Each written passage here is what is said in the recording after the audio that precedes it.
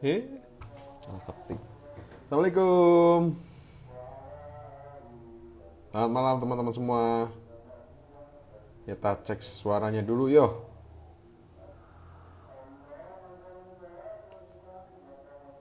Halo, assalamualaikum, selamat malam teman-teman semua. Kita coba tes audionya dulu ya. Apakah sudah tersambung atau belum? Boleh kasih komen kalau misalnya sudah kedengeran. Udah ada 20 lebih ya. Luar biasa 20.000. Oke, oh udah ada yang balas nih. Waalaikumsalam, berarti kedengeran. Kak Zain Sandiono, selamat bergabung. Siapa di sini yang baru pernah join live-nya Ta'aruf Online Indonesia? Ngaku.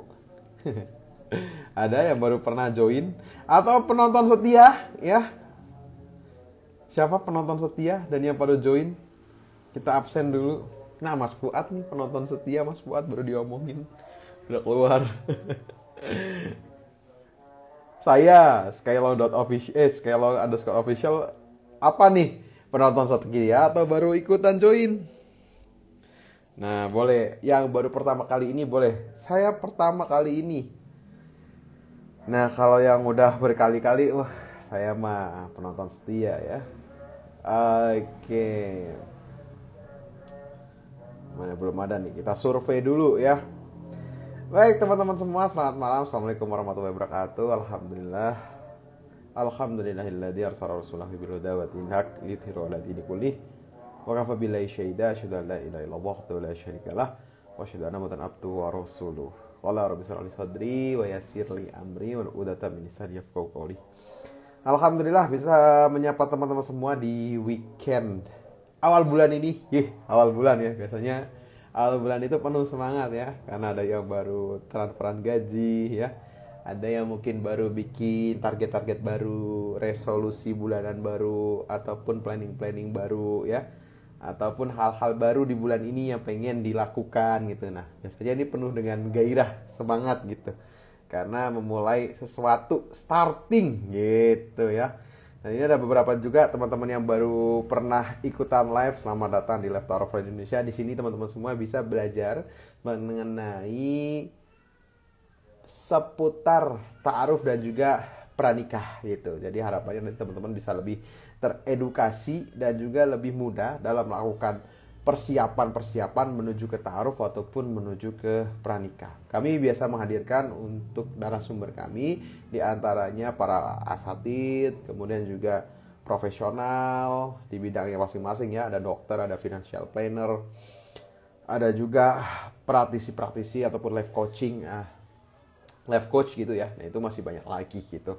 Dan hari ini insya Allah saya Zaki akan menemani teman-teman semua selaku host malam hari ini, dan akan ngobrol bareng salah satu komunitas yang bermitra dengan Ta'aruf Online Indonesia. Di mana komunitas ini memang aktif sekali mengadakan kajian khususnya secara offline di daerah Bintaro. Nah, siapa nih teman-teman yang dekat dari Bintaro, Cung? Ya. Warga-warga Bintaro ataupun sekitarnya boleh banget buat ngacung. Jadi komunitas ini sering mengadakan kajian offline gitu ya. Berikut juga ada gerakan sedekah jomblo kalau nggak salah ya. Sedekah jomblo. Sedekah jodoh, kalau sedekah jomblo. Jomblo mah disedekahin buat apa ya? Sedekah jodoh. Jadi ada gerakan sedekah jodoh di mana teman-teman ini membentuk suatu tim sukses untuk penjemputan jodoh. Wah, luar biasa. Jadi yang di Bintaro boleh merapat ke komunitas ini. Komunitasnya namanya adalah Workshop for Single. Nah, namanya aja udah kelihatan banget ya, memang buat para jomblo-jomblo ya, biar nggak sendiri gitu. Jadinya kalau rame-rame jadinya zomblo-zomblo ya. Oke, baik ya. Dan dari komunitasnya nanti kan ada Mas Ade Danu ya, ini udah request juga. Kemudian nanti ditemani juga dengan founder sekaligus mentor di Workshop for Single, ada Kang Sani ya. Nah, nanti akan bergabung dengan kita semua. Yaitu kenapa millennials malas nikah. Nah, untuk kamu yang para millennials ataupun Gen Z ya, boleh banget buat komen di kolom komentar. Malas atau semangat buat nikah? Ya, boleh buat komen. men. Sekalian kita nunggu Mas Ade nih sudah hadir. Nah, kita tunggu Kang Sani juga hadir. Teman-teman boleh absen dulu ya. Oke. Assalamualaikum Mas Ade Danu. Waalaikumsalam Mas Zaki, ketemu lagi nih kita nih di malam minggu. Oke, iya, antum kangenan sama saya. Ya, Gampang rindu. selalu. Mas Ade Danu ini sebuah hal unik ya. Karena dulu pas saya baru kenalan itu Oganika. Nah ini nah contoh milenial yang Oganika awalnya ya. Iya. Atau milenial gak sih? Kayaknya udah old milenial sih kayaknya. Tahun 2000. Tahun 95. Tahun 90-an soalnya. Ya, kita anggap saja milenial lah ya. Nah, waktu itu awalnya belum mau nikah guys ya. Setelah ketemu sama kita ya, sedikit brainwash lah ya. Kemudian mainnya sama Kang Sani ya. Jadi tambah pengen nikah dan akhirnya nikah dari Ta'aruf Online Indonesia. Nah jadi beliau ini salah satu alumni juga, alumni pasangan menikah dari Ta'aruf Online Indonesia plus orang yang aktif mengurusi workshop for single. Nah jadi buat teman-teman Toi yang pengen ke workshop for single, ini akan relate banget bahasanya dengan Mas Ade Danu karena beliau memang sudah berpengalaman di situ baik secara experience pribadi ataupun dalam membantu teman-teman gitu. Mas Ade Danu gitu. Kenapa kok balasannya milenial malas nikah gitu? Mungkin kalau di Bintaro City ya, itu kan sangat kemerlap ya. Sebuah kota yang besar memang ya. Kalau di sini saya sekarang tinggalnya di Bandung tapi di desa nih gitu. Jadi nikah itu masih jadi kebutuhan di sini Mas. Jadi anak muda nikah itu lumrah gitu. Kalau nggak nikah dinikahin. Nah kalau di sana nggak tahu tuh sama enggak gitu. Kenapa sampai ada tema kenapa milenial malas nikah? Emang di sana gimana? Menarik sih Mas Zaki terkait yang milenial sini. Karena jujur di lingkungan, apalagi di Bintaro ya, yang hype-nya tuh setiap hari tuh kalau nggak ke coffee shop itu kayaknya kurang lengkap. Kan? Jadi lebih mikirin mereka tuh anak muda lebih ke ya udahlah gue ngapain sih nikah, gue happy dulu lah. Toh ntar kalau gue udah punya pasangan atau udah punya istri, gue nggak bisa hang out lagi sama teman-teman gue. Biasanya kayak gitu Mas Ati. Ya makanya mereka ngerasa bahwa ketika nikah tuh jadi kayak beban gitu loh.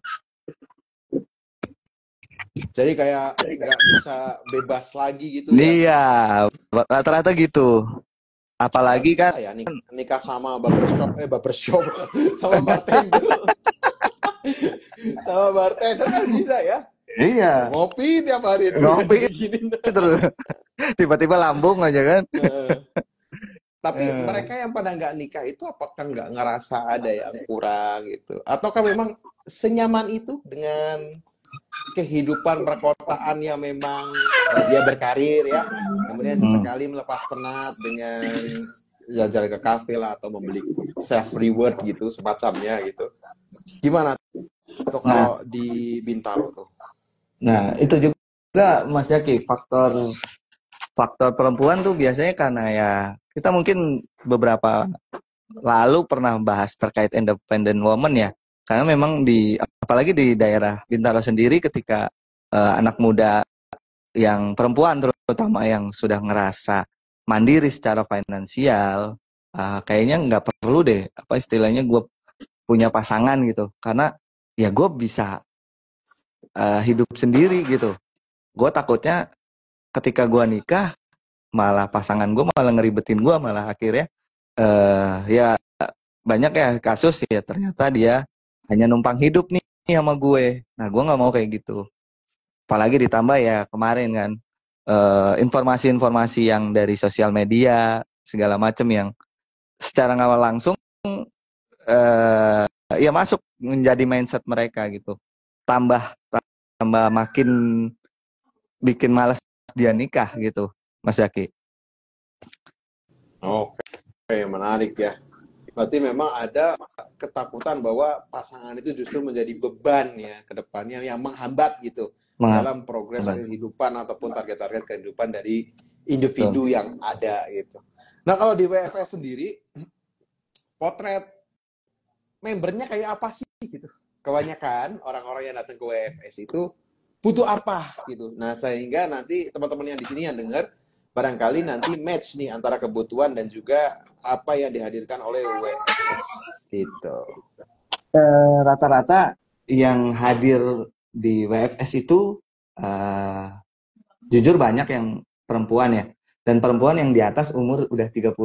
Jadi ngerasa sebetulnya dia dari sisi finansial sudah mapan nih, karena mungkin karena terlalu sudah mandiri atau independent woman. Jadi ketika sudah juga keasikan kerja, dia baru sadar nih bahwa oh ternyata gue mulai butuh nih sama pasangan.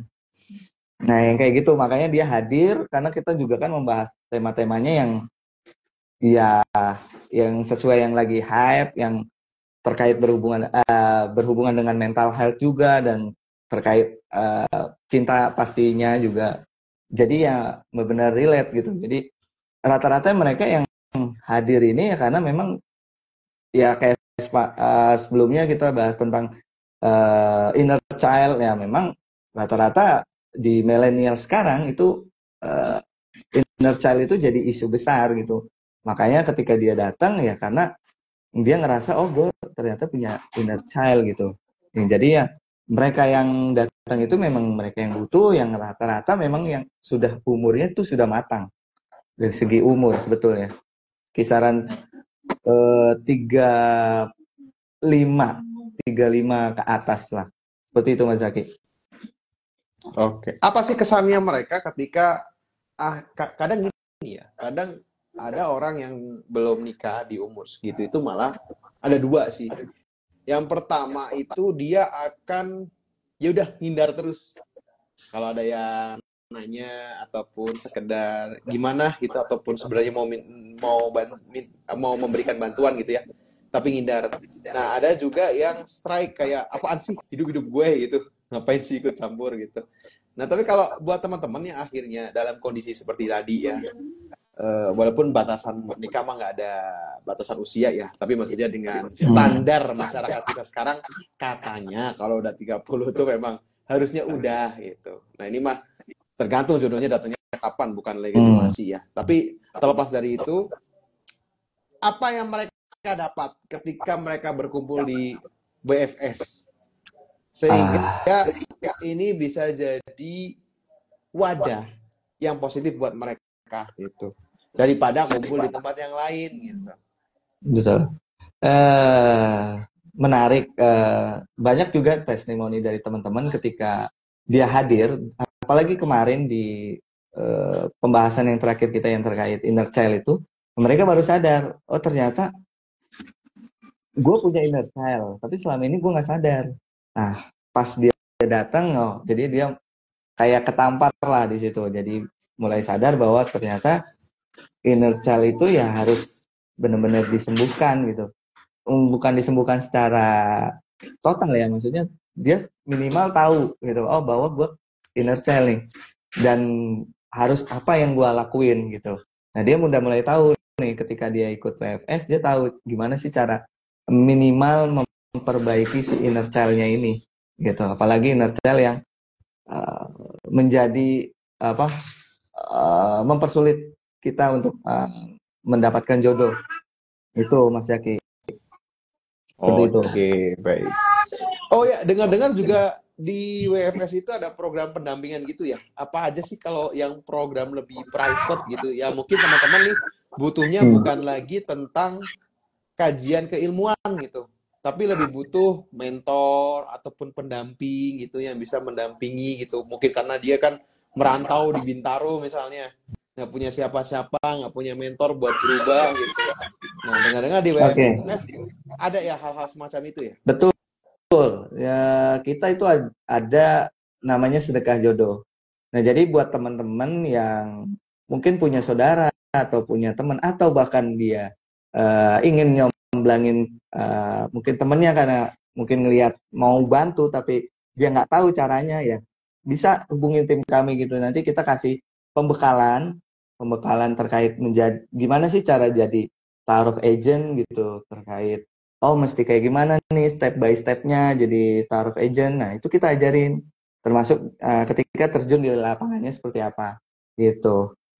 Jadi buat teman-temannya pun ketika dia mau pakai ta'aruf online Indonesia maupun pakai aplikasi ta'aruf lainnya yang online, itu nggak usah khawatir. Jadi teman-teman yang udah join di Sedekah Jodoh itu kita akan bantu fasilitasi gitu untuk pendampingan gitu. Jadi event yang kita lakukan itu tidak lepas. Jadi setelah after event kita ada circle positif buat wadah teman-teman di Sedekah Jodoh itu yang nantinya ada namanya move on class.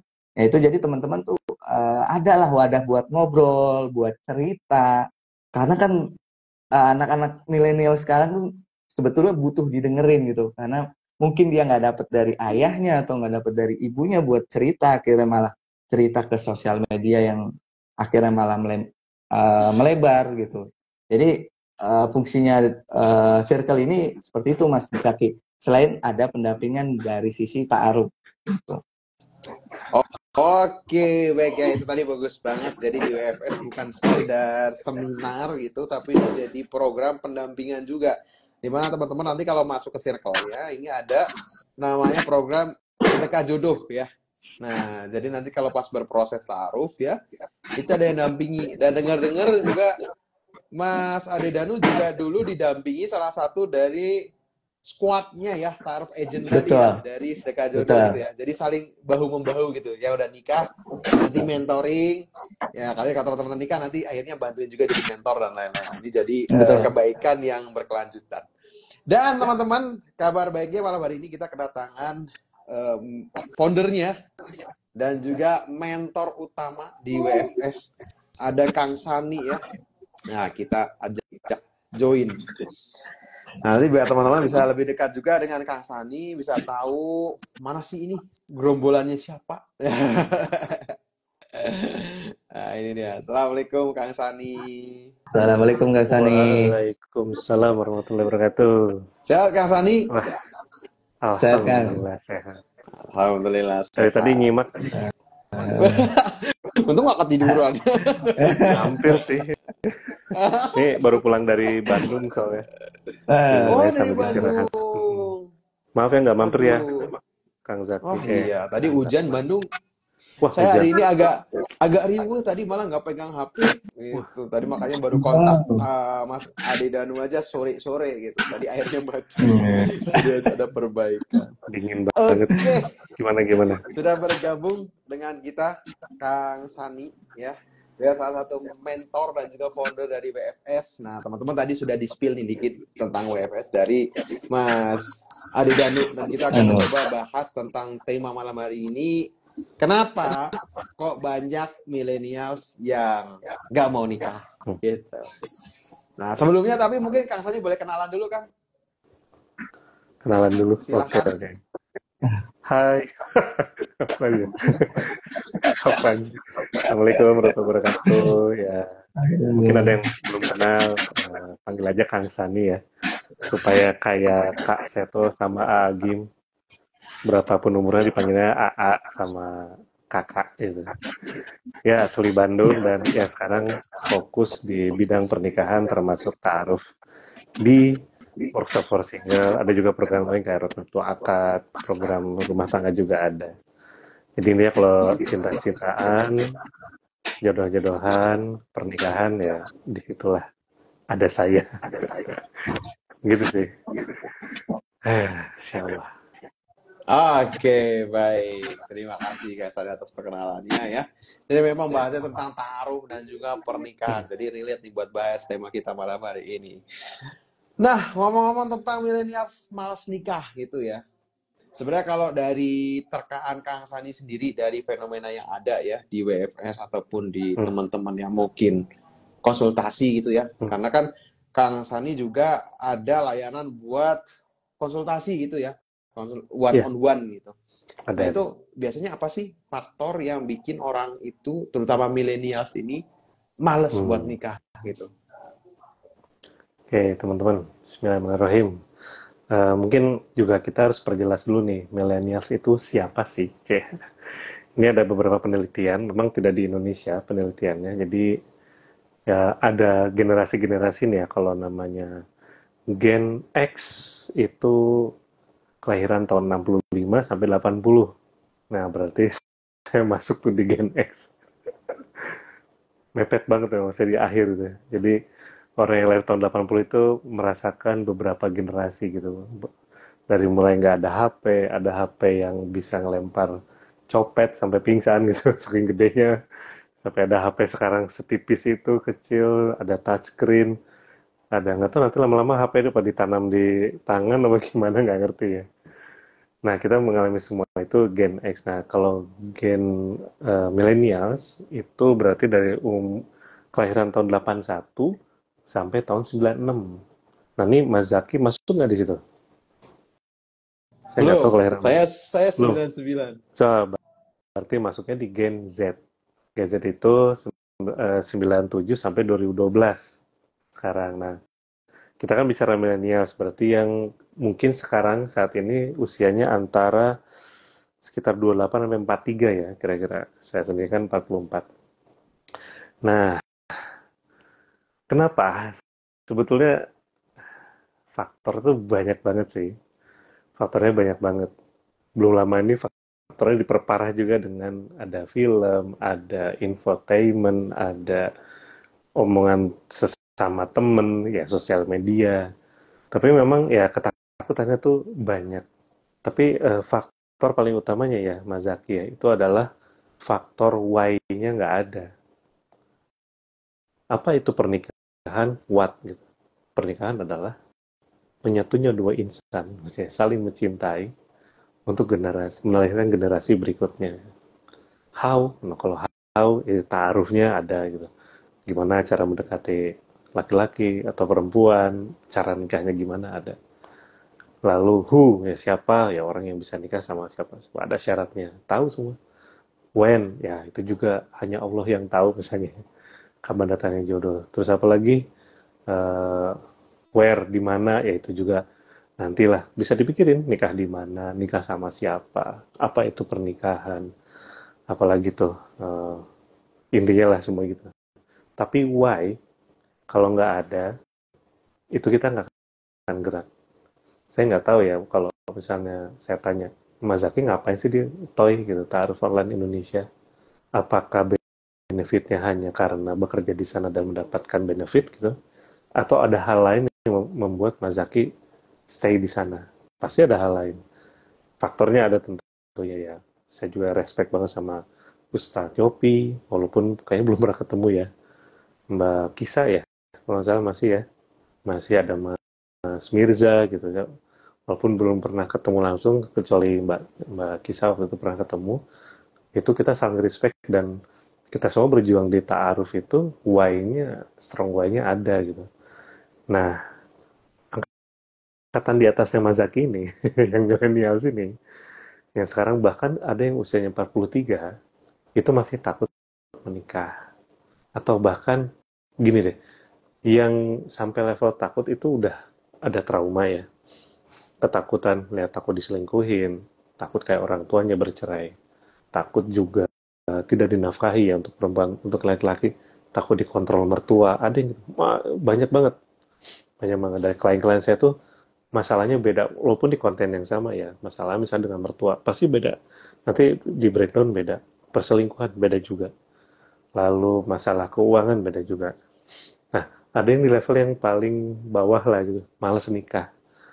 Nah, ini yang sebetulnya kayak males lah nikah lah, nggak bebas, lalu apalagi tuh ya nggak, strong way-nya nggak punya aja, kayak kenapa gua harus nikah kalau gua bisa pacaran, kenapa gua harus terikat sama seseorang kalau gua bisa saling mencintai tanpa harus menikah. Karena mohon maaf ya, Mas Zaki, saya di titik yang ada orang yang konsultasi dan ngobrol, bahkan ada kenalan kita yang memang menafkahi si pacarnya aja udah. Saya nggak tahu mereka ngapain aja, saya nggak tanya lebih, tapi ya merasa ada bukan kewajiban, kalau makan ngebayarin, barang dibeliin, misalnya mau apa dibeliin, bahkan bisa senilai motor pun bisa, ya. HP dibeliin sama si cowoknya gitu. Ini kita nggak ngomong benar atau salahnya, tapi ya mereka jadi nggak punya strong way, kenapa harus nikah? Toh dengan begini gue juga hidup, gue bisa bahkan ya ada yang pacaran sampai kebablasan, yang seks pranikah. Ngerasa berarti kebutuhan biologis gue terpenuhi kok hanya dengan pacaran aja tanpa harus nikah. Jadi strong way-nya nggak ada gitu. Di selain diperparah dengan kejadian-kejadian ya dari film, infotainment, dari kita nggak usah nyalahin faktor luar. Ini faktor film ya. Apapun film itu yang lagi terkenal di belakangan ini, walaupun sudah mulai apa ya, memang trennya udah mulai lewat, tapi kan ada terus selebritis yang berpisah, ada selebgram juga yang berselingkuh misalnya ya. Contoh kan banyak tuh diselingkuhi dan segala macam. Faktor itu nggak bisa disalahkan 100%. Kenapa? Itu faktor pelipat ganda, Mas Zaki. Jadi teman-teman ya, semua kejadian di luar, para artis, selebgram, para orang-orang yang istilahnya apa ya, jadi influencer, film, infotainment, apapun itu, kejadian orang tua kita, kejadian saudara kita yang bercerai, misalnya om, tante, kakak, adik, itu semua pelipat ganda. Tapi yang jadi concern utama menurut saya adalah strong why-nya nggak ada. Kalau saya nanya sama Mas Zaki, kenapa nikah? Keluar tuh strong why-nya. Tapi banyak orang kayak, kenapa nikah ya? Kebutuhan biologis tercukupi dari cewek gue, misalnya gitu ya. Maaf ya, gue juga gak gede baik banget sama gue. Orang tuanya gak macem-macem. Dan gue gak terikat. Kan semua udah terpenuhi. Yang ceweknya, ya lah gak apa-apa gue ngelainin cowok gue, yang penting gue dikasih duit, dan juga gue cinta sama dia, gue terpenuhi. Kalau gue butuh dia langsung datang, walaupun kita gak serumah. Dan juga gak ribet gitu mikirin orang tuanya gimana. Gak punya strong why. Ditambah lagi dengan kejadian itu kan, kalau nikah gitu. Nikah itu bukan penyelesaian masalah, malah sumber masalah itu di pernikahan. Itu ada tuh suami bunuh istri sampai dicor di tangga. Ada orang tua bunuh anak. Itu kan dari pernikahan. KDRT pernikahan, perselingkuhan dari pernikahan. Kalah kita kalau ngobrol sama orang gitu. Kalah itu dalam artian apa ya? Memang strong why-nya nggak ada sih Mas Zaki. Itu yang problem utamanya. Yang lainnya adalah pelipat ganda. Gitu sih. Oke, oke, oke. Masalah utamanya adalah nggak punya why-nya apa gitu kan. Sedangkan berarti konten yang selama ini sebenarnya dihebohkan ya. Kayak misalnya, ah, biaya hajatan mahal gitu. Nanti kalau punya anak sekolahnya mahal gitu ya. Soal ekonomi, terus soal progresif hidupnya lebih lambat karir nih kalau ada pasangan menghambat gitu. Itu berarti pelipat saja ya gitu, pelipat ganda saja gitu.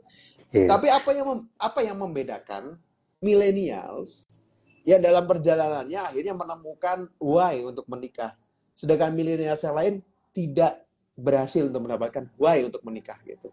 Dan apakah tetap bisa nikah tanpa punya why?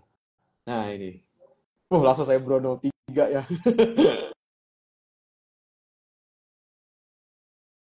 Kak Sani kayaknya masih mute ya? Oh iya. Ah Sekarang udah ya. ya? Oke, sorry. Bahkan yang menarik tadi terakhir ada orang yang menikah nggak pakai why. Oh itu juga banyak. Tapi sebetulnya nggak mungkin sih ya. Orang pasti punya why ketika melakukan sesuatu. Apapun itu. Seiseng apapun orang, kita nikah yuk. Ayo gitu. Pasti ada why-nya gitu. Apa iseng nikah itu apa why-nya? Ya gue cinta sama lu cinta sama gue. Udahlah nikah, ngapain lagi? Ada kan why-nya tetap. Nah ada juga yang memang saya dibilang apa ya, bahwa akhirnya menemukan why itu tergantung informasi yang dia makan sih. Jadi mungkin Mas Zaki juga pernah belajar, mungkin teman-teman pernah belajar ya, bahwa kita kan punya tiga parts, dalam artian apa ya, tiga parts lah dalam satu tubuh manusia, yaitu namanya body, ini body kita nih, fisik, ada ruhnya kita, ada juga yang namanya ya otak gitu. Nah, um, ini benar ya, kalau fisik itu minum nih, kayak tadi saya minum, makan, itu kenyang. Ruh, nah kalau ruh itu yang saya tahu lah, dengan ibadah, ruh itu akan terpenuhi kebutuhannya. Makanya ruh itu, kalau kita ngerasa badan kita sehat tuh kayak capek banget, tidur gitu ya, healing, nggak sembuh-sembuh tuh, masih stres, berarti ruhnya lagi berontak, kurang ibadah aja itu, gitu. Nah, satu lagi apa? Otak. Nah, otak ini makanannya adalah informasi. Nah, informasi inilah yang membedakan preferensi seseorang ya. Informasi kan jadi referensi. Orang punya why atau tidak untuk menikah. Dia bisa ngelihat gitu, wah, kenapa kamu malas nikah? Why-nya kan, karena gue lihat orang tua gue, eh, bokap gue itu nggak tahu aja sama nyokap gue takut nanti nikah, suami gue kayak gitu juga. Tapi ada yang menikah dengan why-nya apa? Gue ngelihat nyokap bokap gue itu hidupnya, masya Allah luar biasa. Saya punya teman kayak gitu, itu pun dia termasuknya nikahnya setelah kepala tiga. Padahal dia melihat orang tuanya bahagia sampai salah satu orang tuanya wafat, itu ngelihat ini bener-bener si ibunya ini tuh wah bener-bener lah ngajarin banget kasih sayang sama anaknya. Dan si orang ini udah nikah sekarang, udah punya anak, udah maksudnya udah akhirnya nikah, tapi tidak langsung nikah, itu pun bahkan sudah melihat bahwa orang tuanya bahagia. Tapi dia punya why, dia tahu bahwa ya kalau gue nih, intinya adalah gue nikah harus sama yang gue cocok dan gue cinta banget sama dia, itu waktu itu lah kurang lebih. Makanya agak lama dia milih ini enggak ah gitu. Dia ngeliat bapak ibunya itu emang saling mencintai menurut dia, nah, karena faktor memang menikahnya karena itu. Jadi why-nya apa? Kalau menikah karena cinta. Nah, why-nya apa? Gue cinta sama dia, gue nikah. Macam-macam why-nya.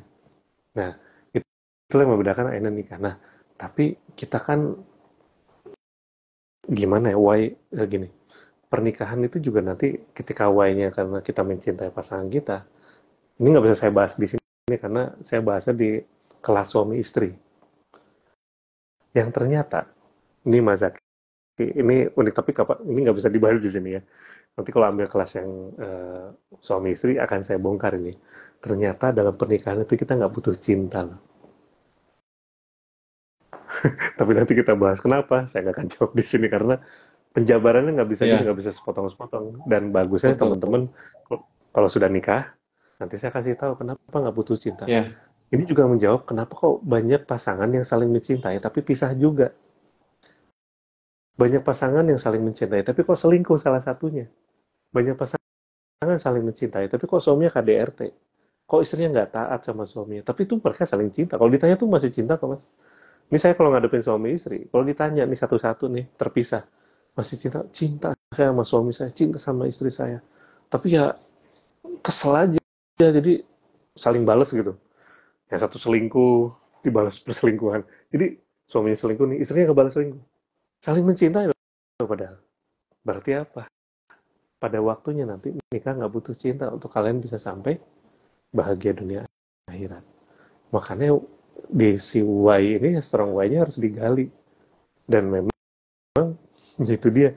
Akhirnya orang tuh menikah dengan berpikir terus gimana caranya supaya kita bahagia dunia akhirat. Nah orang nikah yang penting nikah dulu, ya pasti beda. Y-nya udah beda. Sama orang yang nggak mau nikah, beda. Nah pada akhirnya apa? Apa informasi yang kalian telan selama ini, itu akan berubah menjadi karakter kalian sekarang, yang dimana salah satunya adalah membuat kalian memutuskan sesuatu dari informasi itu. Mas Zaki pernah nggak ketemu orang yang, pasti pernah lah, ketemu milenials yang kayak nganggap pernikahan itu adalah sebuah masalah.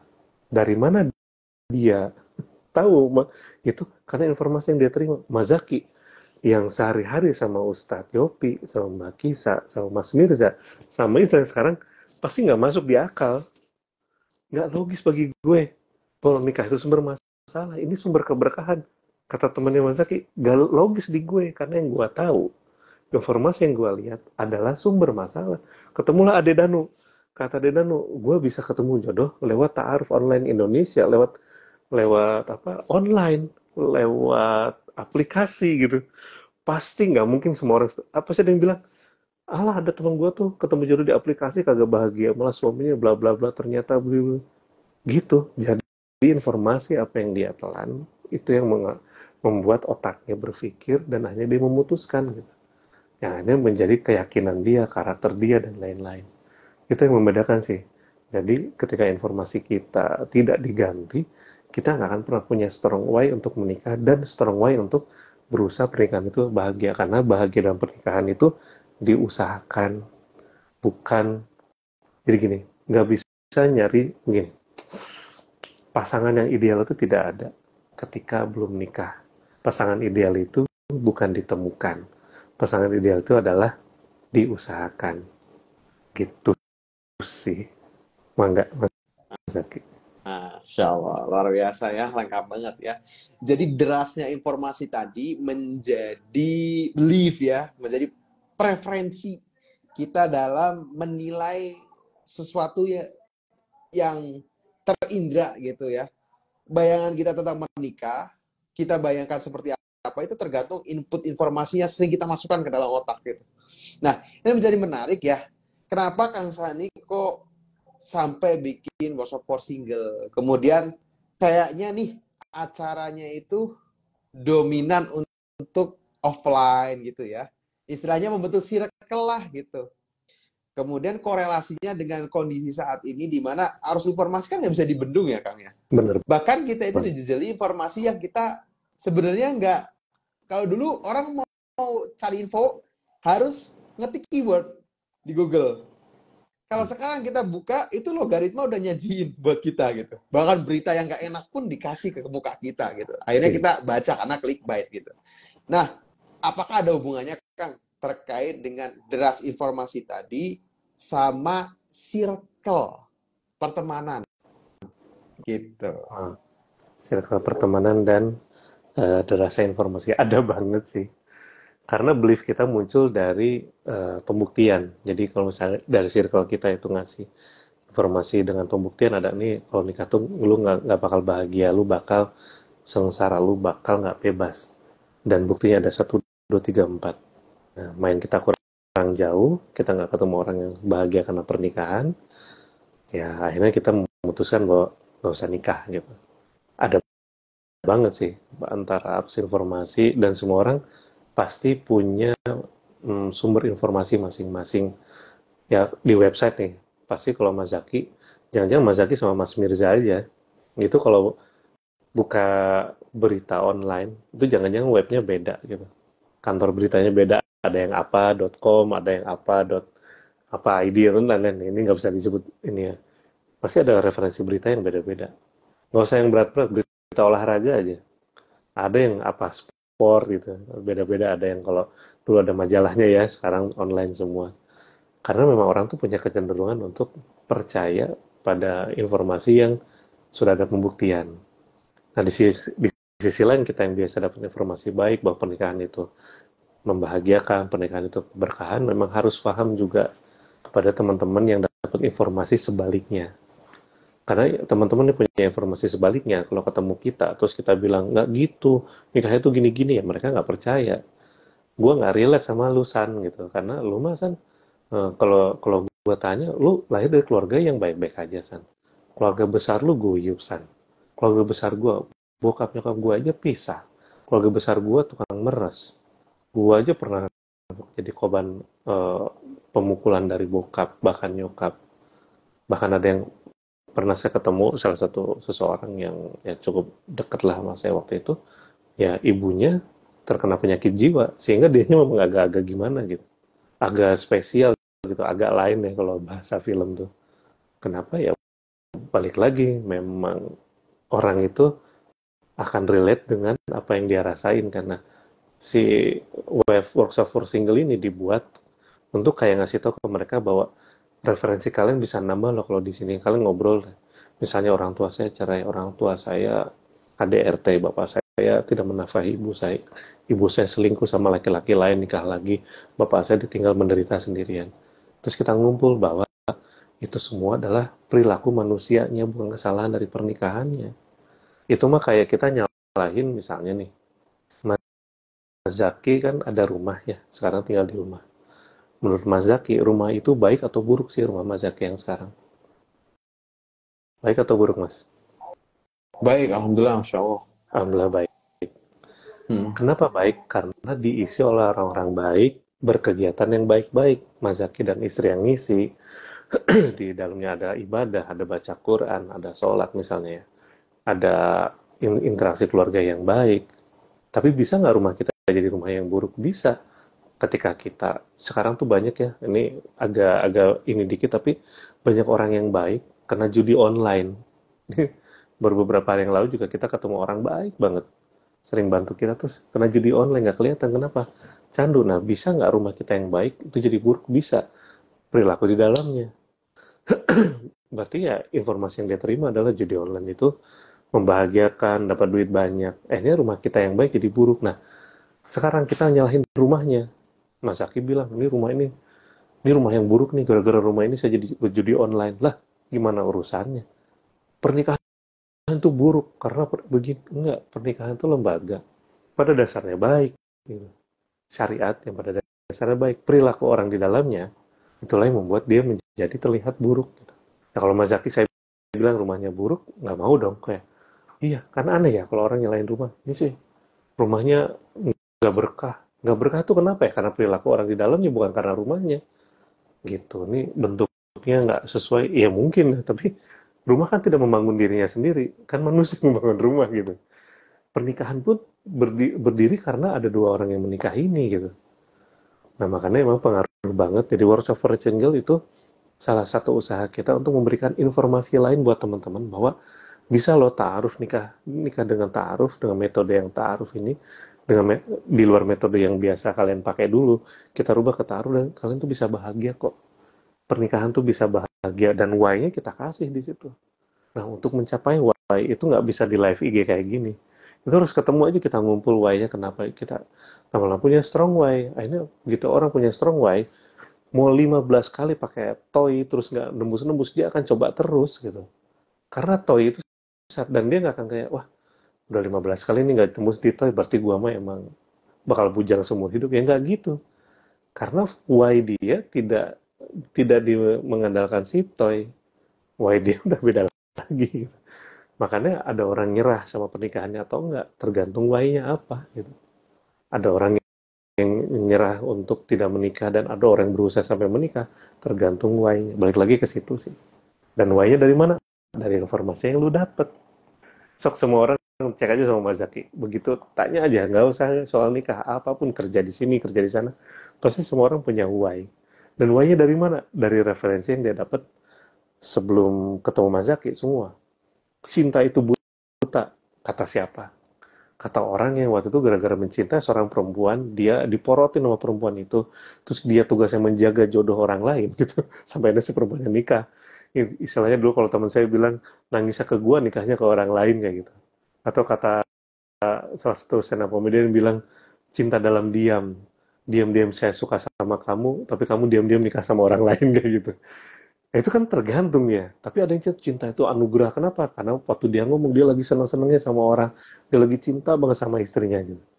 Wah, ini kalau dijabarin lebar banget. Tapi pada intinya apa? Workshop for Single menyediakan informasi baru buat teman-teman bahwa nikah bisa bahagia. Bahwa nikah bukan sumber masalah, sumber keberkahan. Dan juga ya itu dia ya, circle dan lain-lain sangat berpengaruh teman-teman. Jadi kita Workshop for Single menyediakan circle buat teman-teman untuk ngobrol, cerita di situ, kita coba diskusi kenapa sih, dan tenang, kita orangnya logis kok. Kita logis. Jadi kalau misalnya mau pakai logis nih, logikanya kan gini.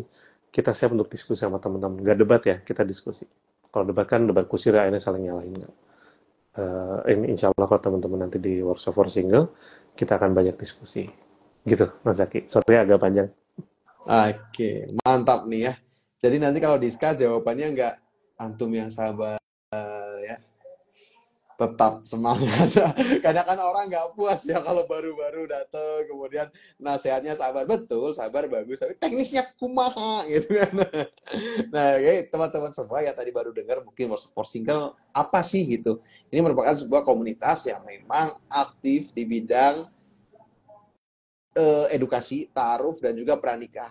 Nah, tidak sembarang edukasi karena ini juga jadi circle kebaikan di mana teman-teman semua kalau misalnya nanti mau berproses ta'aruf, Workshop for Single ini punya agent ta'aruf atau ta'aruf agent ya, di bawah naungan gerakan sedekah jodoh. Nah, jadi teman-teman semua nantinya akan dibantu, terutama yang ada di Bintaro dan sekitarnya, karena mungkin ya pada merantau atau sendiri di sana. Nah, ini bisa jadi circle kebaikan. Kalau kita jauh dari orang tua, jauh dari saudara, ini bisa jadi teman kita, bisa jadi mentor kita gitu.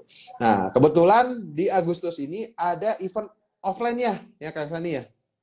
Iya betul, ada event offline-nya. Nah, buat teman-teman yang mau join, silahkan ini sudah di-pin linknya ya, ataupun nanti setelah live langsung kunjungi saja di Instagram for Single ya. Nah, kalau teman-teman kebutuhannya saya pengen banget nih ngobrol langsung sama Kang Sani karena tadi udah dapat penjelasannya kayaknya saya masuk nih cocok ngobrol sama beliau. Nah, beliau juga ada konsultasi one on one gitu ya, Kang Sani ya. Ada, Bisa juga ya. ya. Nah, Bisa. jadi bisa juga buat follow. Nah, ini semoga bisa bantu teman-teman semua. Baik, berarti tadi memang alasannya kenapa di era digital seperti ini, tapi Kang Sani dan WFS memutuskan tetap mesti ada forum yang offline. Kemudian juga mesti ada komunitas secara fisik. Yang tadi akhirnya bisa jadi teman untuk teman-teman yang ngerasa kesepian dan akhirnya justru malah sendirian dapat input yang nggak jelas dari mana sumbernya seperti itu. Nah, kemudian tadi banyak teman-teman yang mau tanya ya. Boleh, ini ada juga tanya. Bisa silahkan di question box biar nggak kelewatan. Nah, Kak Sani tadi saya nemu di question box ini ada beberapa pertanyaan yang menarik ya. Ada 2 kalau nggak salah. Nah, buat teman-teman yang belum mau tanya, boleh buat bisa di like biar kita bisa bacakan untuk pertanyaan dengan like terbanyak ya. Jadi bisa dibantu upvote biar nanti kita baca. Nah, tadi ada dari dua orang yang intinya mas seperti ini. Ada fenomena di mana semakin bertambah usia ya. Nah, itu standar kita terhadap calon itu juga makin susah gitu. Wah iya bener nih. Karena makin mateng Bener nih lagi. gitu. Iya Nah, gitu. di sisi lain ya, Hmm, kesadaran untuk menikah yang terlambat dalam tanda petik tadi, karena iya. udah, aduh kok baru sekarang kepikiran itu sudah masuk ke fase di mana teman-teman sebaya udah nikah semua. Ya berarti pilihannya nggak ada gitu. Nah Wah, ini kalau kondisinya seperti ini, gimana gitu? Gimana iya iya iya. untuk orang yang bertanya, kemudian bagaimana caranya untuk orang yang belum masuk ke fase itu ya, ibaratnya bahayanya kalau kamu nggak buru-buru cari why-nya kamu. Apa yang kebanyakan orang akhirnya sesalin gitu loh, Kang. Ketika di tahap baru sadarnya pas Ah, udah injury time gitu. Mangga Kang Sani. oke oke. Oke teman-teman, untuk yang di sini mungkin masih single tapi usianya sudah di atas kepala 3 atau kepala 4. Sebenarnya mungkin saya juga salah mengistilahkan ya. Sebetulnya telat nikah itu nggak ada sih. Karena telat atau tidak, waktu nikah kita tuh bukan kita yang menentukan sendiri ya. Kita hanya bisa mengusahakan, tapi kapan kita akhirnya ketemu jodoh kita itu ada yang lebih tahu. Allah Subhanahu wa taala. Jodoh kita siapa? Allah yang lebih tahu. Nah, jadi dari awal saya ingin memberikan apa ya, insight buat teman-teman bahwa nggak telat nikah kok. Kalau teman-teman sekarang usianya udah kepala 3, kepala 4. Banyak kok saya kenalan, kerabat, saudara, teman itu yang nikahnya di atas umur 30 atau di atas umur 40 dan nggak apa-apa kok. Masih bisa. Tapi ini bukan legitimasi teman-teman menunda. Oh, oke deh kalau gitu. Bukan gitu. Nah, soal standar itu gimana? Sebetulnya saya nggak pengen kalau teman-teman bertambah umur usia udah 35, 36, turunin aja deh standarnya. Nggak apa-apa lah dapet cowok pengangguran. Nggak apa-apa lah dapet cewek begajulan gitu. Tapi udah nggak nikah-nikah. Menurut saya standar nggak boleh diturunkan di usia berapapun kalian saat ini. Tapi disesuaikan, disesuaikan. Jangan diturunin, tapi disesuaikan. Kenapa? Karena kalau nggak, kita yang kesulitan. Jadi gini, banyak kalau yang akhirnya kesulitan untuk menikah karena standarnya tidak sesuai dengan kondisi dia. Jadi gini, disesuaikan. Ini bahasa saya, Mas Zaki ya. Dulu zaman saya ngantor, biasanya kan setahun sekali kita dipanggil manajemen ya. Kata kalau Mas Zaki di Toy gimana ya? Ini orang, kalau teman-teman ini ada orang kantoran tuh biasanya setahun sekali itu ada naik gaji ya. Bener nggak sih? Ada ya gitu ya, naik gaji. Tapi sebetulnya kalau dilihat-lihat, makin kesini kan harga makin naik juga ya. Entah itu harga bahan bakar, entah itu harga bahan pokok, entah itu harga sekolah pendidikan nih anak saya sekarang. Jadi sebetulnya bukan naik gaji sih sebetulnya. Saya ngerasa tuh itu penyesuaian gaji menurut saya. Karena seiring dengan gaji kita naik, seiring juga harga bahannya naik juga. Nggak tahu ya maksudnya. Belum nggak tahu sih. Kerasa gitu nggak sih? Kalau saya gitu ngomong, teman-teman saya dulu di kantor, ya juga sih. Ini bukan naik gaji, lu jangan seneng dulu. Ini mah penyesuaian. Karena harga-harga naik juga. Lah, dulu bubur aja nih, bubur ayam. Lah, bahasa jauh-jauh bubur ayam. Ngerasain nggak Mas Zaki di bawah 10.000? Ngerasain nggak? Ngerasain. Dulu saya Ngerasain. 500 perak ya pas masih Lah, TK gitu, SD ya. sekarang Udah nih di banyak. Bandungnya Mas Zaki sekarang bubur berapa? 10.000 ada kali ya? Ya, Ada? kalau di sini karena saya agak Hah? desa 10 ribuan lah masih dapat. 5.000, 10.000 10.000 masih ada. masih Versi ada. light gitu. Masih light. Nah, dulu saya masih 3.000 aja ada. Dan 3.000 nggak bikin sakit perut. Kalau sekarang ketemu bubur harga 3.000, agak-agak curiga. Pakai air apa nih gitu. Ayamnya tiren jangan-jangan. Ayam mati kemarin lagi gitu. Kan gitu ya. Dan begitu juga sama standar kita terhadap jodoh. Bukannya diturunkan, tapi disesuaikan teman-teman. Ketika kita usia 40 ya bukan berarti siapa aja yang datang kita terima lamarannya, bukan. Tetap ada standar, tapi kita lihat misalnya nih, 40 bagi teman-teman yang single nih, yang perempuan. Datanglah duda anak satu, usianya 41. Ah, saya nggak mau duda, saya maunya single, umur 40, perempuan belum nikah, pengennya cowok single. Possibility-nya kan tambah kecil. Sebetulnya kita sendiri yang sering menutup kemungkinan orang jadi jodoh kita tuh sebetulnya kita juga. Terlepas dari takdirnya ya. Kita menutup kemungkinan orang masuk ke hati kita. Kita yang menutup pintu hati kita untuk orang lain. Sesuaikan aja. Ya sadari aja kalau kita sudah usianya 40 laki-laki belum nikah, ada kemungkinan ketemu janda yang mungkin gitu. Ya ya udah gitu ya, begitupun yang perempuan ketemu duda ya mungkin punya anak. Jangan wah ini kan kadang-kadang stigmanya gitu ya, janda duda tuh kayak yang buruk gitu. Dia cerai itu pasti bermasalah tuh. Iya kan orang ada cerai mati juga karena pasangannya meninggal. Oh, karena dia nggak bisa ngerawat istrinya, makanya istri yang meninggal lah. Gimana sih? Jauh banget. Nggak bisa gitu. Atau cerai pasti buruk. Nggak. Orang tuh bisa aja bikin kesalahan, dia bercerai. Setelah itu dia memperbaiki diri. Ada nggak? Banyak kok. Ada orang yang pernikahan keduanya bahagia, banyak-banyak. Makanya ya balik lagi. Ketika tambah umur kita belum nikah, jangan takut. Jangan turunin standar. Tapi sesuaikan standarnya. Sesuaikan aja dengan usia kita. Kalau saya begini, logisnya saya ketemu orang kayak apa ya? Yang kira-kira seperti apa ya? Misalnya ini contoh. Sekarang masalah finansial kan lumayan booming nih ya, Mas Zaki. Itu juga yang membuat, tadi saya agak kelewat, itu juga salah satu why-nya millennials tidak menikah, malas menikah. Kenapa? Bagi laki-laki, kadang-kadang calon mertuanya itu menuntut hal yang dia nggak sanggup. Dan dianggap bahwa ketika dia tidak menyanggupi keinginan si mertuanya atau calon istrinya, itu dia tidak menghargai si calon istri dan calon mertuanya. Gini aja Mas Zaki, oke kita analogi sederhana, kita pakai logika aja nih ya. Buat yang perempuan nih teman-teman terutama, walaupun tidak menutup kemungkinan yang laki-laki. Mas Zaki gini, Mas Zaki punya uang 1 juta, sedekah 500.000, itu gede nggak? Gede Uang 1 lah, gede 50%. buat Mas Zaki. Tapi ada orang dengan 500.000 dia sedekah, tapi pemasukan dia 600.000. Itu lebih gede lagi kan? Atau 500.000, dia sedekah sama 500.000. Tapi pendapatan dia waktu itu adalah, dia punya uang berapa? 20 juta. Kan beda ya rasanya ya. Kayak bersin aja gitu. 500.000 nggak kerasa.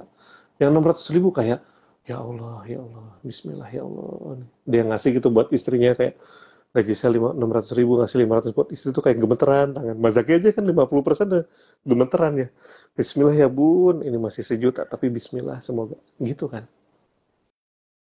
Jadi ada orang yang mungkin ketika seorang laki-laki ingin melamar kalian dengan kemampuan uang yang di bawah ekspektasi kalian atau orang tua kalian, tapi bagi dia itu sudah besar mungkin.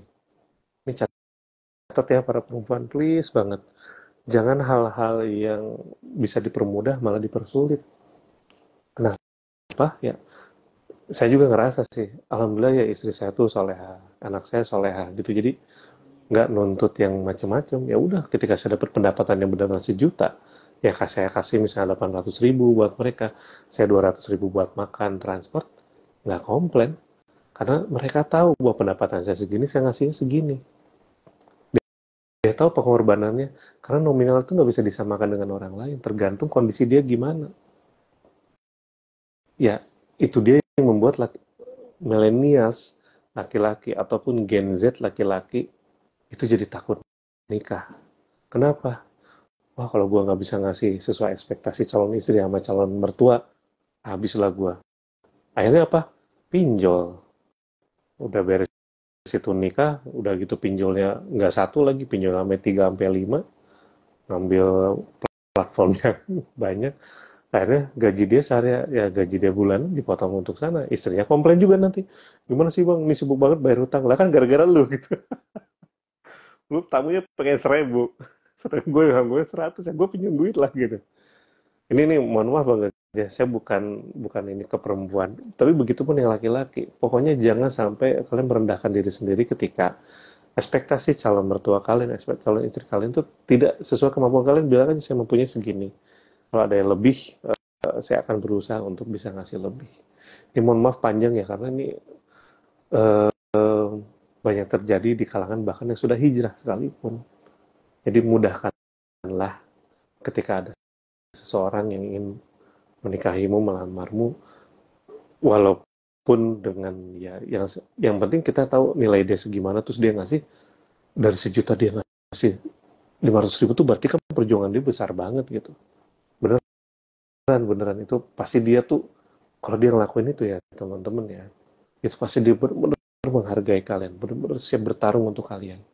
Beneran deh. Ya, jangan lihat dari nominal, tapi apa yang dia punya, terus dia kasih berapa persen ke kalian itu. Dia nominal mah nggak akan beres-beres. Nah, begitupun yang laki-laki juga, jangan sampai pelit juga sama calon mertua, sama calon istri. Kalian punya 100 juta, terus kasihnya 5 juta gitu kan, pelit itu. Tapi 5 juta buat saya gede, buat teman saya gede loh. Ya teman lu, dia punya duitnya 10 juta, ngasih 5 juta, wajar dong buat nikah. Nah, lu punya 100 juta, masa ngasih 5 juta doang gitu. Jadi, nominal itu nggak bisa menentukan seberapa besar pengorbanan seseorang terhadap calon istri ataupun calon mertuanya. Ini mohon maaf banget karena ini fenomena teman-teman yang sudah hijrah juga terjadi gitu.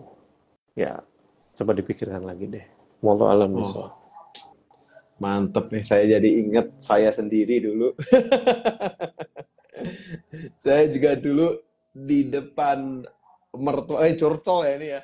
Di depan mertua juga bilang gitu Kang Sani, bahwa ibu bapak mohon maaf, ini saya bukannya dalam rangka membuat harga diri ataupun menilai anak ibu bapak itu dengan tawaran yang rendah gitu ya. Saya sampai ngomong gitu loh Kang gitu. Nah, mungkin secara nominal ini yang saya berikan itu kecil, tapi jujur apa adanya ini adalah semua yang saya punya. Saya mau bilang gitu gitu. Jadi nggak Itu dalam rangka dia. merendahkan anak bapak ibu, Yes. nggak dalam rangka merendahkan martabat bapak ibu, tapi ini yang saya punya semuanya Itu gitu. dia. Nah itu Itu masya Allah, value-nya tinggi alhamdulillah. sekali itu, Ini Masya mudah-mudahan. Allah. Berarti kejadian ya gitu ya, bukan hanya saya ya, banyak juga ya di luar sana yang semacam itu. Luar biasa, masya Allah, alhamdulillah. Baik ya. Nah, jadi buat teman-teman, ini baru obrolan kurang dari 1 jam. Dan memang bukan bahasan yang fundamental. Ini mas sharing aja ya Kang Sani ya. Nah, makanya benar kalau buat menggali why, itu kita butuh pertemuan yang lebih panjang, dengan intensitas yang lebih intensif, bahkan mungkin interaksinya juga lebih. Kalau gini kan teman-teman juga terbatas ya. Mau tanya, malah ngechat, udah ngechat, kok nggak di-message sama Kang Zaki pertanyaannya. Jadi terbatas. Nah, maka dari itu silakan buat bisa join di bawah ini linknya. Ini bisa jadi pertemuan buat teman-teman semua karena juga sesinya terbatas. Nggak setiap bulan ada. So sayang banget kalau misalnya kelewat karena nanti nggak hanya Kang Sani loh. Ada Ustadz Amal Arisalah, juga ada Ustazah Aini Aryani ya yang akan membahas dengan bidang ekspertis masing-masing gitu ya. Ada yang memang fokusnya ke fikih ya, Ustazah Aini. Kemudian juga ada Ustadz Aman Arisalah yang bukunya juga udah fenomenal dengan beberapa judul tentang pranikah dan juga pernikahan. Dan juga ada Kang Sani nih, yang memang secara mentoring itu asik banget lah buat kalangan anak muda kayak kita penyampaiannya. Dan tadi dengan logika-logika kita itu bisa, dan beliau cukup terbuka. Jadi nggak langsung ngomporin nikah, kamu harus nikah, nggak. Tapi memang ya diajak mikir bareng gitu, biar nanti kita sendiri juga ya putusin gitu. Baik, mungkin sebagai penutup dari Kang Sani ya, apa nih pesan buat Oh, teman-teman yang mungkin sedang ada di dalam rasa takut untuk menikah, khususnya yang milenial gitu. Bahwa takut itu kan mungkin wajar ya sebenarnya ya. Seperti ya, tadi bahwa pernikahan ya. itu ya netral aja gitu. Rasa takut pun tadinya netral.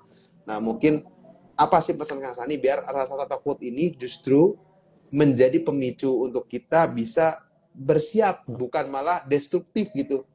Bahkan Oh, sampai kita melewatkan momen-momen penting dalam fase hidup kita saat ini gitu. Sehingga akhirnya di ending tuh banyak PR-nya gitu. Banyak masalah yang nggak hmm. selesai gitu. Silakan Kang. Baik. Oke, Bismillahirrahmanirrahim, teman-teman. Mohon maaf juga nih ngechat, saya agak susah ya bacanya, jadi saya fokus untuk menjawab pertanyaan Mas Zaki. Jadi mohon maaf kalau tidak direspon, tapi beberapa kebaca sama saya. Didoakan semoga 2024 pada nikah nih ya, dengan jodoh terbaiknya. Oke. Yang pertama teman-teman, mungkin mengulang juga materi di live sebelumnya bahwa apa yang terjadi dengan orang lain itu belum tentu terjadi dengan kita. Jadi nggak usah ikut-ikutan trauma ketika orang lain diselingkuhi, KDRT, dicerai, itu belum tentu kejadian sama kita. Jadi eh, ya kalian akan tahu rasanya menikah setelah menikah nanti. Nah yang kedua itu memang why itu nggak akan teman-teman dapat. Willing menikahnya juga, willing to get married atau apapun itu, kalian nggak akan dapat ketika informasi yang kalian terima, yang kalian makan, itu masih informasi yang memang nggak cocok untuk menikah. Dan secara logika, nggak mungkin lah kalau kita sebagai muslim, Allah memberikan syariat yang dicontohkan oleh Rasulullah SAW untuk membuat kita menderita, itu nggak mungkin. Masa ada syariat yang namanya menikah, yang hukumnya dasarnya sunnah muakkad, itu bakal kalau kamu nikah pasti menderita, itu nggak ada. Kita udah ngelawan agama kita sendiri sebetulnya kalau kita masih muslim. Lalu yang ketiga teman-teman, yang terakhir, bahwa kadang-kadang manusia itu perlu ancaman supaya akhirnya bisa ada kemajuan. Termasuk dialami oleh saya, bahwa ketika di bidang saya pun saya harus jadi ekspertis di bidang saya. Kenapa? Ekspertis ini bukan bersaing sama yang lain ya, misalnya satu-satunya yang tahu ta'aruf itu saya, satu-satunya expert ta'aruf, expert pernikah saya, nggak gitu. Nggak mungkin saya orang satu-satunya. Saya senang kok banyak expert-expert ta'aruf dan dua pernikahan di tempat lain. Kenapa? Masing-masing punya tugas dan punya point of view. Dan maksudnya ancaman bagi saya itu adalah kalau saya nggak mengikuti perkembangan zaman, hal yang terjadi sekarang, saya nggak ngerti permasalahan milenial, Gen Z, walaupun Gen X, ya saya tidak akan memberikan solusi buat orang. Nah, begitupun buat teman-teman, bahwa memang kadang harus ada ancaman. Ancaman apa? Ancaman ditanya kapan nikah terus, ancaman umur yang terus bertambah. Nah, tapi threat ancaman ini, itu akan dua hasilnya. Pertama, kita tambah down atau kita menjadi bertumbuh. Jadi teman-teman kadang-kadang ya kalau ada ancaman itu contohnya Allah ngasih ujian dengan orang-orang yang ya misalnya pas mau nikah ada aja ujiannya. Wah, kok gini ya mau nikah. Tambah dekat ke pernikahan, tambah banyak godaan. Ya memang begitulah. Nah, dengan ancaman dalam tanda kutip ya, yang datang sama kita, ya pilihan kita hanya dua. Kita mau jatuh karena ancaman itu, atau kita akan naik, bertumbuh untuk mengatasi ancaman itu. Jadi yang masih takut nikah, yang mungkin, ya takut nikah karena ada ancaman kan, itu kayak, duh nanti kalau nikah cerai deh. Kalau nikah KDRT, kalau nikah nggak harmonis, kalau nikah apa. Nah, disitulah. Nah, yang nomor 3 itu relate sama nomor 2, bahwa informasi apa yang kalian dapat, itulah yang membuat action respon kalian terhadap ancaman itu berbeda sama orang lain. Itu yang membuat kalian punya strong way untuk menikah, atau malah ada strong way untuk tidak menikah. Mudah-mudahan bisa diterima ya teman-teman, maaf lahir batin semua. Kalau bisa ketemu tanggal 25 Agustus ya, di workshop for single offline di Bintaro. Masya Allah. 25 Agustus, workshop for single, event offline, same dream, same mind, di Bintaro. Luar biasa. Baik ya. Malam hari ini kita ditemani dua orang luar biasa yang ngawal terus teman-teman di Bintaro dan sekitarnya ya. Jogordah juga, Jogordah merapat ya. Nah, ya alhamdulillah ada teman-teman yang mewakafkan dirinya luar biasa ya. Bukan hanya ngedukasi secara online kayak gini ya. Nah, ini bagian dari part kecil gitu. Karena kalau teman-teman join langsung, nanti ada event offline-nya plus pendampingan. Kalau nanti memang teman-teman butuh banget buat didampingi gitu. Karena kan memang pemahaman ta'aruf ini agak ribet ya dalam tanda petik.